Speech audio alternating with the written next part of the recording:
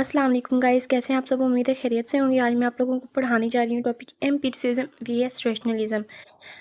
अब हम इसके की एस्पेक्ट्स देखते हैं, एम्पिरिसिज्म को देखते हैं एंड रैशनलिज्म को देखते हैं। फर्स्ट है source of knowledge, sensory experience. Source of knowledge rationalism में, एम्पिरिसिज्म में क्या होगा। सोर्स ऑफ नॉलेज एम्पिरिसिज्म में सेंसरी एक्सपीरियंस के थ्रू किया जाएगा, मतलब सेंस के लिहाज से, ऑब्जर्वेशंस के थ्रू और परसेप्शंस में, मतलब जो आइडियाज़ हैं उनके थ्रू। जबकि रेशनलिज्म में इसमें सबसे ज़्यादा एक्सपीरियंस की ज़रूरत नहीं होती है, जस्ट रीज़न की डिमांड होती है। ओके, इंटेलेक्ट अ प्रियोरी नॉलेज। प्रियोरी नॉलेज का मतलब आप लोगों को पता है क्या होता है। प्योरी नॉलेज का मतलब होता है कि जिसमें एक्सपीरियंस नहीं पाया जाता, जिसके लिए सिर्फ जस्ट रीज़न की ज़रूरत होती है और उसको गुड रीज़न के थ्रू उसके ऊपर बिलीव कर लिया जाता है, नॉलेज के ऊपर। ठीक है ना। अब इनका फोकस हम देखते हैं। एम्पिरिसिज्म का फोकस किस पे होगा। Inductive method. ये इंडक्टिव मेथड करेंगे और इनमें डायरेक्ट एक्सपीरियंस किया जाएगा। और इसका अगर हम बात करें तो इसका एक टेबुलर ऐसा कॉन्सेप्ट है जो दिया था जॉन लॉक ने। ओके। जबकि रैशनलिज्म में इनेट आइडियाज़ पाए जाते हैं, रीज़न को देखा जाता है और इसमें क्या कौन सा मेथड होता है, डिडक्टिव मेथड होता है। की एडवोकेट्स लॉक, ह्यूम एंड बार्कली ने काम किया था एम्पिरिसिज्म में, जबकि डिस्कार्टिस, लेबनीज एंड स्पिनोजा ने काम किया था रैशनलिज्म पर। ओके। अब नेचर ऑफ नॉलेज क्या होगा इन दोनों का। एम्पिरिसिज्म में आप posteriori based on experience, posteriori based on experience का मतलब होगा एक्सपीरियंस की ज़्यादा ज़रूरत होगी। एक्सपीरियंस के लिहाज से जो उस शख्स के पास नॉलेज होगा उस पर बेस किया जा रहा है एम्पिरिसिज्म को। और जबकि हम देखें तो रैशनलिज्म को वो प्रियोरी नॉलेज है। प्रियोरी नॉलेज का मतलब मैंने आप लोगों को पहले भी बता चुकी हूँ कि विदाउट एक्सपीरियंस जस्ट रीज़न की ज़रूरत होती है। ओके ना। देन है इनेट आइडियाज़ पे दोनों ने कैसे काम किया है, एम्पिरिसिज्म में कैसे काम किया गया है और रैशनलिज्म में कैसे काम किया गया है। Reject इनेट ideas. एम्पिरिसिज्म में इनेट आइडियाज़ को रिजेक्ट कर दिया गया। The mind is a blank state at birth. जब एक बच्चा पैदा होता है तब वो एक खाली स्लेट के साथ पैदा होता है। इन्होंने ये एक्सपीरियंस कर दिया इनका। ठीक है ना। अब रेशनलिज्म में इनके जो इनेट आइडियाज़ की एग्जिस्टेंस या फिर इसके स्ट्रक्चर्स को एक्सेप्ट कर लिया गया है। ओके। अब इनका हम बिलीफ देखते हैं। Belief on truths are empirical. इनमें ट्रूथ्स एम्पिरिकल होनी चाहिए, derive from the external word, और एक्सटर्नल वर्ड से डिराइव होते हैं।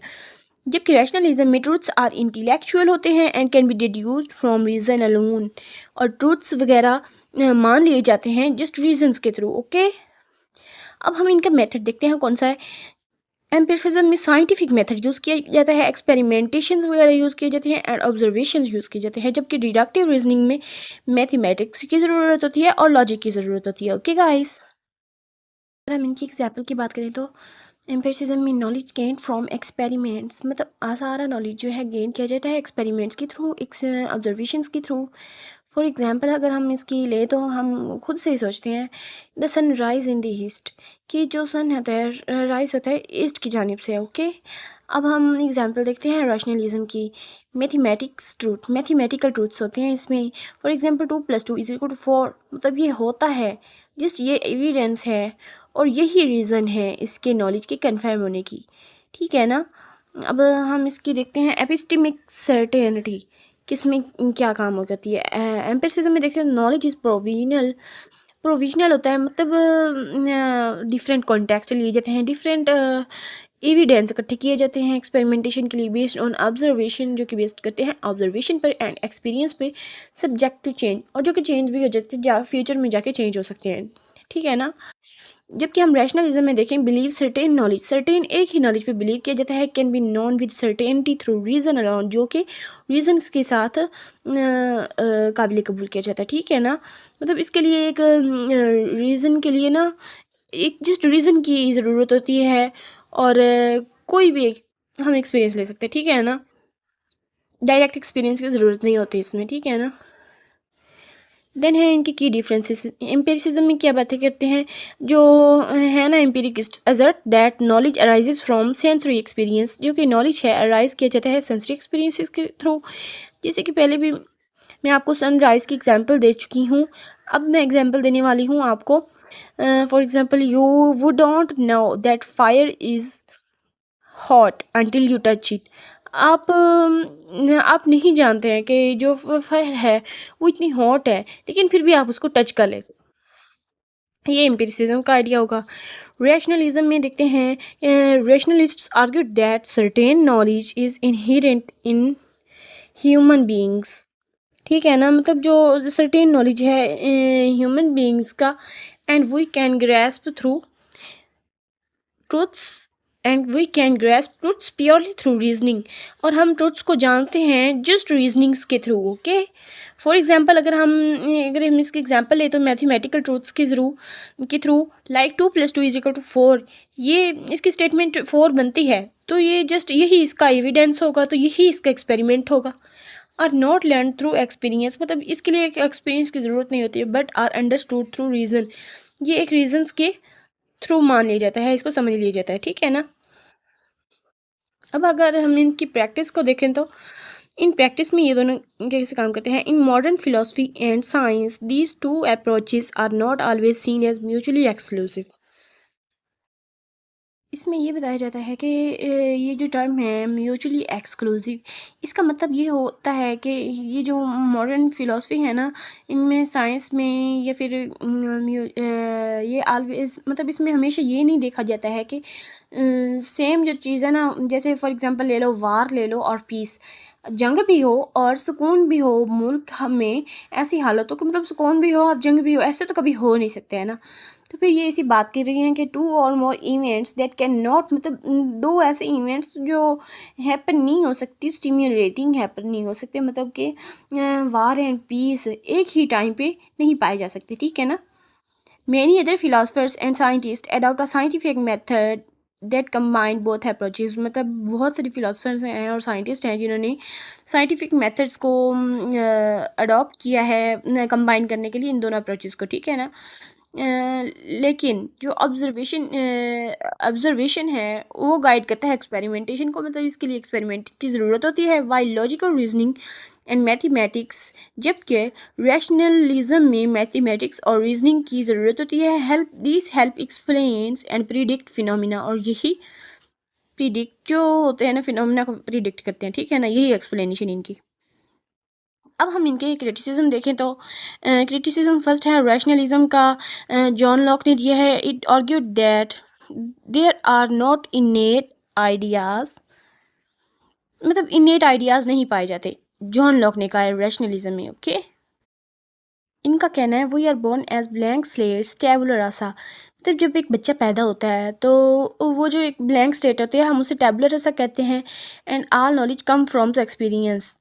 ठीक है ना। और कि मतलब जो सारा नॉलेज है एक्सपीरियंस से लिया जाता है।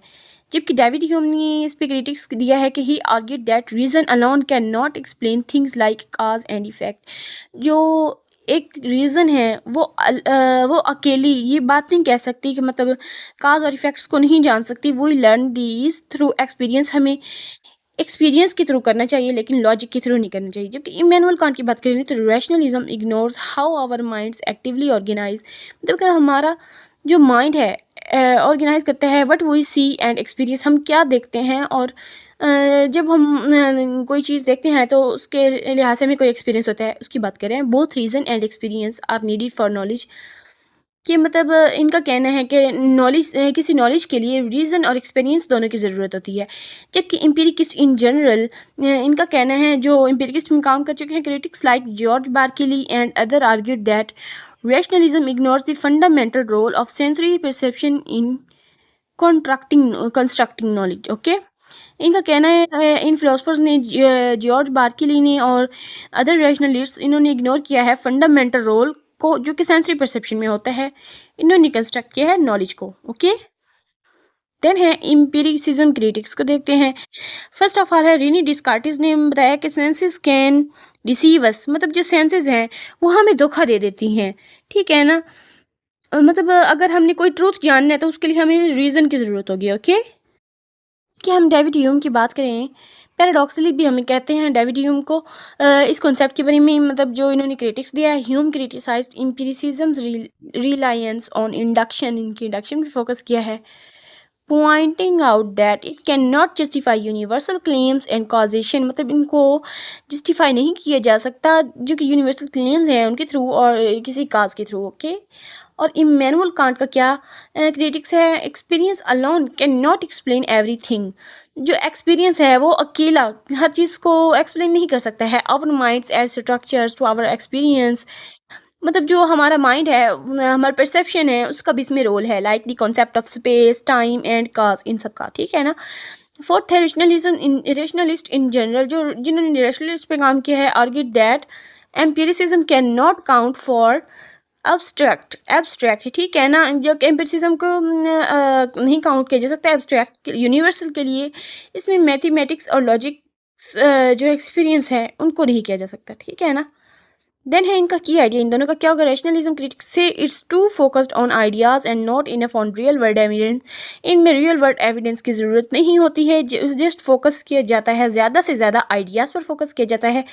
जबकि एम्पिरिसिज्म की बात की जाए तो say it's depends too much on the senses, ये ज़्यादा पर परसेप्शंस पे होता है। Okay. And can't explain deeper concepts और यूनिवर्सल ट्रूथ, ये नहीं एक्सप्लेन करता है डीपर कॉन्सेप्ट्स को या फिर जो यूनिवर्सल ट्रूथ्स हैं उनको एक्सप्लेन नहीं करता है। Both views have deeply influenced the development of modern philosophy and science and debates between them continues to shape discussion about how we come to know the world around us। ये help करता है philosophy में और science में इस debates के बारे में कि हम इस दुनिया में क्यों रह रहे हैं, हमारा इस दुनिया में रहने का मकसद क्या है, ठीक है ना। हम सोचते हैं इस बारे में, हम डिबेट करते हैं, ठीक है ना। ये अब इन दोनों का कॉन्सेप्ट क्लियर हो चुका है, एम्पिरिसिज्म एंड रेशनलिज्म का। चलो आप लोगों के लिए नेक्स्ट टॉपिक लेके आऊँगी मॉरल फिलोसफी का, जिसके आगे थ्री थ्योरीज हैं, कांटियन इथिक्स है, यूटिलिटेरियनिज्म है एंड रिलेटिविज्म है। ओके। अब तक के लिए अल्लाह हाफिज़।